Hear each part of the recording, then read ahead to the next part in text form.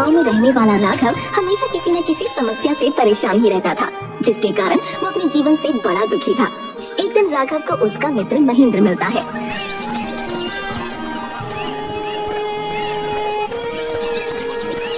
महेंद्र राघव से, क्या बात है मित्र, बहुत परेशान लग रहा है। क्या मैं तुम्हारी कोई मदद कर सकता हूँ? सही पहचाना तुमने, परेशान तो मैं हूँ, लेकिन अब मैं अपनी परेशानियों से बहुत दुखी हो चुका हूँ यार। एक समस्या खत्म होती नहीं कि दूसरी समस्या सामने आकर खड़ी हो जाती है। ये जीवन भी कैसा है न जाने, समस्याओं से भरा हुआ। हर समस्या का समाधान भी होता है यार, तुम ये क्यों भूल जाते हो? समाधान तो होता है, परंतु कब तक हम जीवन की समस्याओं का समाधान ढूंढते रहेंगे? यही तो जीवन है। तुम रहने दो, तुमसे तो कुछ कहना ही बेकार है। राघव वहाँ से चला जाता है। रास्ते में राघव को उसका छोटा भाई केशव मिलता है। भैया आप कहाँ थे? हम कब से आपको ढूंढ रहे हैं। भाभी ने बाजार से कुछ सामान मंगवाया है, मुझे पैसे दे दो, मैं लेकर आता हूँ। तुम्हारी भाभी को पैसे खर्च करने के सिवा कुछ और आता भी है? बस सारा दिन बाजार से सामान मंगवाती है। कभी ये भी सोचा है तुम लोगों ने कि पैसे कैसे आते हैं? भैया आप मुझ पर गुस्सा क्यों कर रहे हो? गुस्सा ना करो तो क्या करूं बताओ? तुम सब में कोई भी नहीं है जो मुझे समझ सके। आप खुद जाकर भाभी से बात कर लीजिए, आपसे तो बात करना ही बेकार है। केशव वहाँ से चला जाता है। राघव के पिता की मृत्यु बहुत कम उम्र में हो गई थी, जिसकी वजह से राघव के ऊपर पूरे परिवार की जिम्मेदारी थी। परिवार की जिम्मेदारी और जीवन की समस्याओं ने उसे चिड़चिड़ा बना दिया था। तभी उसे गांव के हरिया काका मिलते हैं। अरे क्या बात है राघव, कहाँ जा रहे हो बेटा? कहीं नहीं काका, घर जा रहा हूँ। और कोई जगह है इस दुनिया में जहाँ जाया जा सके? मैं जानता हूँ तुम्हारे ऊपर बहुत सारी जिम्मेदारियां हैं, जिसके कारण तुम परेशान रहते हो, परंतु तुम्हें शायद नहीं पता कि अपने गांव के उत्तर में ऊंचे टीले पर एक बाबा ने अपने काफिले के साथ अपना डेरा बना रखा है। काका आप किसके बारे में बात कर रहे हैं? अरे बेटा राघव, मैंने उन बाबा की बहुत सारी बातें सुनी है। उन्होंने लोगों की बड़ी बड़ी समस्याओं का समाधान चुटकियों में कर दिया है। मैं तो इस उम्र में इतनी दूर सफर नहीं कर सकता, परंतु भगवान की कृपा से तुम हाथ पैर से तंदुरुस्त हो, इसलिए मुझे लगता है कि तुम्हें एक बार बाबा के पास जाना चाहिए। आपकी बात मुझे उचित लगती है काका, मैं अवश्य उनके पास जाऊंगा और उनसे पूछूंगा कि आखिर ये जीवन की समस्याओं का समाधान कब होगा।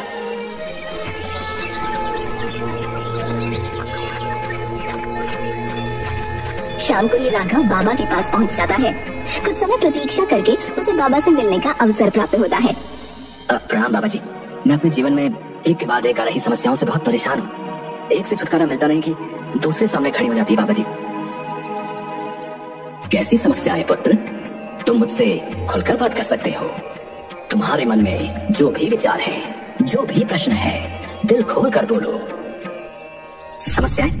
एक समस्या हो तो बोलो बाबा जी, यहाँ तो समस्याओं की पूरी लिस्ट है। कभी घर की समस्याएं, कभी काम की समस्याएं, कभी स्वास्थ्य की समस्या, और न जाने कितनी समस्याएं। ऐसा लगता है कि मेरा पूरा जीवन समस्याओं से घिरा हुआ है। कृपा करके कुछ ऐसा उपाय बताएं कि मेरे जीवन की सारी समस्याएं खत्म हो जाएं बाबा जी, और मैं शांतिपूर्वक खुशहाल जीवन जी सकूं। बेटा मैं तुम्हारी समस्या समझ गया हूँ, उन्हें हल करने के उपाय मैं तुम्हें कल बताऊंगा। आज बहुत देर हो गई है और तुम भी सफर करके आए हो। आज आराम करो, कल मैं अवश्य तुम्हारी समस्याओं का हल तुम्हें बता दूंगा। क्या आराम करूं बाबा, मुझे तो रात को नींद भी नहीं आती। अच्छा तो तुम्हें नींद नहीं आती तो तुम मेरा एक छोटा सा काम कर दो बेटा। कैसा काम बाबा जी बताइए?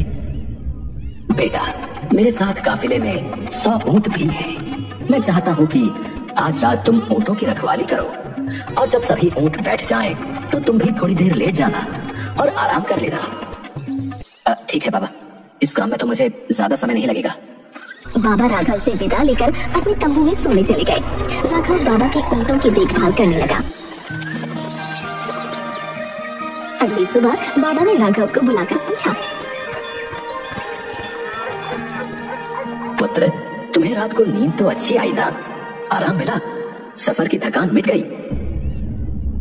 कहाँ बाबा, पूरी रात में एक पल के लिए भी सो न सका। मैंने बहुत प्रयास किया कि सभी ऊंट एक साथ बैठ जाए ताकि मैं चैन से सो सकूं, लेकिन मेरा प्रयास सफल ना हो सका। कुछ ऊंट तो स्वतः बैठ गए, कुछ मेरे बहुत प्रयास करने पर भी नहीं बैठे। अच्छा तो मतलब तुम पूरी रात सो भी ना सके? नहीं बाबा, एक पल को भी चैन नहीं मिला। कुछ ऊंट तो मेरे कहने से बैठ भी जाते थे, लेकिन उन्हें बैठाता था तब तक दूसरे खड़े हो जाते थे। इसी तरह पूरी रात बीत गई और आपके ऊँटों ने मुझे एक पल के लिए भी सोने नहीं दिया। यदि मैं गलत नहीं हूँ तो तुम्हारे साथ कल रात ये हुआ। कई ऊँट खुद ब खुद बैठ गए, कई को तुमने अपने प्रयासों से बैठाया, कई बहुत प्रयास के बाद भी नहीं बैठे। बाद में तुमने देखा कि उनमें से कुछ अपने आप बैठ गए। बिल्कुल ऐसा ही हुआ। अच्छा, तो ये तो बहुत बड़ी समस्या है, परंतु कल रात तुमने कुछ सीखा? ऊँट के साथ क्या सीखना बाबा जी, वो तो जानवर है। क्या तुम समझ पाए कि जीवन की समस्याएं इसी तरह हैं? कुछ समस्याएं अपने आप ही हल हो जाती हैं, कुछ प्रयास करने के बाद हल होती हैं, कुछ समस्याएं प्रयास करने के बाद भी हल नहीं होती। उन समस्याओं को समय पर छोड़ देना चाहिए। सही समय आने पर वे अपने आप ही हल हो जाएंगी। मुझे लगता है कि कल रात तुमने अनुभव कर लिया होगा कि चाहे तुम कितना भी प्रयास क्यों न कर लो, तुम एक साथ सारे ऊँटों को नहीं बैठा सकते। तुम एक को बैठाते तो दूसरा खड़ा हो जाता, दूसरे को बैठाओ तो तीसरा खड़ा हो जाए। जीवन की समस्याएं इन ऊँटों की तरह ही है बेटा। एक समस्या हल होती नहीं कि दूसरी खड़ी हो जाती है। परंतु इन समस्याओं का कोई तो अंत होगा ना बाबा। समस्याएं जीवन का हिस्सा हैं और हमेशा रहेंगी। कभी ये कम तो कभी ज्यादा होती है। बदलाव तुम्हें स्वयं में लाना है और हर समय इनमें उलझे रहने के स्थान पर इन्हें एक तरफ रखकर जीवन में आगे बढ़ना है। बाबा, मुझे आपकी बात समझ में आ गई है। मैं आपसे वादा करता हूँ कि आगे से कभी भी अपने जीवन की समस्याओं को खुद पर हावी नहीं होने दूंगा। चाहे सुख हो या दुख, जीवन में हमेशा खुशी खुशी आगे बढ़ता चला जाऊंगा। तुमने बिल्कुल सही निश्चय किया है पुत्र, और तुमने मुझे विश्वास दिलाया है, और मुझे विश्वास है कि तुम अपने निश्चय पर दृढ़ रहोगे। बाबा, मेरे मन में एक और सवाल है, क्या मैं आपसे पूछ सकता हूँ?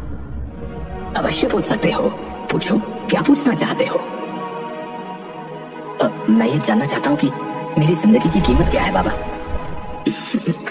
अच्छा, तो तुम अपनी जिंदगी की कीमत जानना चाहते हो, तो जैसा मैं कहता हूँ वैसा करो। राघव तैयार हो गया।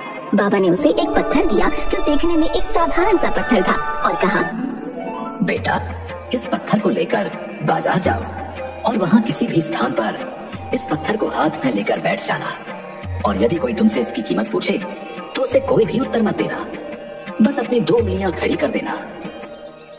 बाबा, 2 उंगलियां 2 रुपए? मैंने तुमसे कहा ना, तुम्हें बोलना कुछ भी नहीं है, सिर्फ 2 उंगलियां सामने वाले की तरफ खड़ी कर देना। बेटा, इस पत्थर की क्या कीमत है? राघव ने कोई उत्तर नहीं दिया, बस बाबा के कहे अनुसार अपनी 2 उंगलियां खड़ी कर दी। अच्छा, तो इस पत्थर की कीमत 200 रुपए है। ठीक है, मैं तुम्हें 200 रुपए देता हूँ और इस पत्थर को खरीद लेता हूँ। मुझे ये पत्थर दे दो।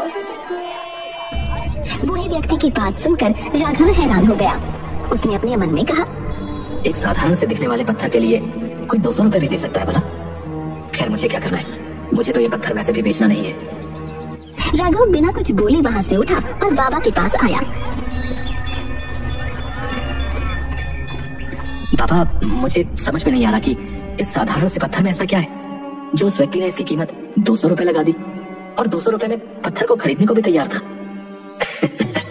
इस बार तुम ये पत्थर लेकर एक धार्मिक स्थान पर जाओ, परंतु ध्यान रहे, वहाँ भी तुमसे कोई अगर इस पत्थर की कीमत पूछे तो तुम्हें सिर्फ 2 उंगलियां खड़ी करनी है, मुंह से कुछ भी नहीं बोलना। ठीक है बाबा, जैसा आप कहते हैं मैं वैसा ही करूंगा। राघव पत्थर लेकर एक मंदिर के बाहर बैठ गया। तभी एक आदमी ने राघव के हाथ में पत्थर देखकर पूछा, इसकी कीमत क्या है? राघव ने कोई उत्तर नहीं दिया, बस अपनी 2 उंगलियां खड़ी कर दी। अच्छा, 2000 रुपए? ठीक है, मैं ये पत्थर तुमसे 2000 रुपए में खरीद लूंगा। ये सुनकर राघव हैरान रह गया और बिना कुछ बोले वो पत्थर लेकर वापस बाबा के पास पहुंच गया। बाबा, अब मैं पहले से भी ज्यादा आश्चर्यचकित हूँ। भला इस साधारण से पत्थर की कीमत वो व्यक्ति 2000 रुपए देने को तैयार था। आखिर इस पत्थर में ऐसा क्या है बाबा जी? अभी तो तुम्हें इस पत्थर की असली कीमत पता ही नहीं है पुत्र। मतलब क्या 2000 रुपए भी इस पत्थर की असली कीमत नहीं है? नहीं, 2000 रुपए भी इस पत्थर की असली कीमत नहीं है। अब तुम ये पत्थर लेकर जौहरी बाजार जाओ, जहाँ कीमती पत्थरों की दुकान हो। तुम वहाँ पर इस पत्थर को लेकर बैठ जाना, परंतु ध्यान रहे, यदि कोई तुमसे इसका मूल्य पूछे तो बिना कुछ बोले पहले की तरह सिर्फ 2 उंगलियां खड़ी करके उसे दिखा देना। ठीक है बाबा। राघव पत्थर लेकर जवेरी बाजार में एक दुकान के पास बैठ जाता है। तभी एक सवेरी उसके पास आता है। अरे ये पत्थर तुम्हारे पास कैसे आया भाई? इसे तो मैं सालों से तलाश रहा हूँ। राघव ने कोई उत्तर नहीं दिया। तुम ये पत्थर मुझे दे दो। बताओ क्या कीमत है इसकी, बोलो। राघव ने कोई उत्तर नहीं दिया और पहले की तरह अपनी 2 उंगलियां खड़ी कर दी। अच्छा 20,000 रुपए? हाँ हाँ, मैं तुम्हें अभी 20,000 रुपए ला कर देता हूँ, तुम कहीं मत जाना। अच्छा यही रुकना है। तभी वहाँ दूसरा जवेरी आ जाता है। अरे ये तो बड़ा अनोखा पत्थर है, कितने में बेच रहे हो भैया इसे? राघव फिर से कोई उत्तर नहीं देता और 2 उंगलियां उठाकर इशारा करता है। क्या कहा? 2 लाख रुपए? तुम तो बड़े अच्छे मूल्य पर बेच रहे हो इसे। तुम मेरे साथ मेरी दुकान में चलो, मैं तुम्हें अभी 2 लाख रुपए देता हूँ और ये पत्थर तुम मुझे दे दो। राघव बिना कुछ बोले पत्थर लेकर बाबा के पास वापस आता है। बाबा जी मुझे तो कुछ भी समझ में नहीं आ रहा है, आप ही मुझे इस पहेली का उत्तर समझाइए। बूढ़ा व्यक्ति इसे 200 रुपए में खरीदने को तैयार था, दूसरा व्यक्ति इसे 2000 में खरीदने को तैयार था, एक जौहरी 20,000 रुपए कीमत दे रहा था, तो वही दूसरा जौहरी इस पत्थर की कीमत 2 लाख देने को तैयार था। आखिर इस पत्थर की असली कीमत क्या है बाबा जी? ये साधारण दिखने वाला पत्थर असलियत में है क्या? बेटा तुमने अपनी जिंदगी की कीमत मुझसे पूछी थी ना, इस पत्थर की जगह अपनी जिंदगी को रखो और अंदाजा लगाओ कि तुम्हारी जिंदगी की कीमत क्या होगी। राघव शांत खड़ा रहता है। इस पत्थर की कीमत तो मुझे भी नहीं पता, परंतु तुम्हें इतना जरूर बता सकता हूँ कि अलग अलग स्थान पर इस पत्थर की कीमत अलग अलग थी। वैसे ही जिंदगी के साथ भी है। तुम्हारी कीमत इस बात पर निर्भर करती है कि तुम खुद को कहाँ पर रखते हो। यदि तुम खुद को 200 रुपए वाली जगह पर रखोगे तो तुम्हारे जीवन की कीमत 200 रुपए की है। यदि तुम स्वयं को 2 लाख वाली जगह पर रखोगे तो तुम्हारे जीवन की कीमत 2 लाख रुपए है। अब ये तुम्हें तय करना है कि तुम खुद को कहाँ रखते हो।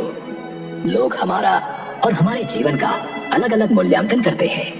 जो हमसे प्रेम करते हैं, हमें अपना समझते हैं, उनके लिए हम सब कुछ होते हैं। लेकिन जो हमें बस इस्तेमाल करना चाहते हैं, हमारा फायदा उठाना चाहते हैं, उनके लिए हम कुछ भी नहीं होते। वास्तव में जीवन अमूल्य है, इसका महत्व हमें स्वयं समझना होता है। और जिस दिन तुम अपने जीवन का महत्व समझ जाओगे, उस दिन तुम्हें अपना मूल्य भी स्वयं पता चल जाएगा। राघव अपने प्रश्नों के उत्तर पाकर बड़ा ही संतुष्ट था और अंदर से शांत भी। उसे एक अजीब सी खुशी का एहसास हो रहा था, जबकि उसके जीवन में समस्याएं आज भी पहले जैसी ही थीं। फिर भी आज उसे किसी तरह की बेचैनी नहीं थी। वो जीवन को अलग नजरिए से देख रहा था। हमें भी अपने जीवन को देखने का नजरिया खुद तय करना होगा कि हम उसे कैसे देखना चाहते हैं।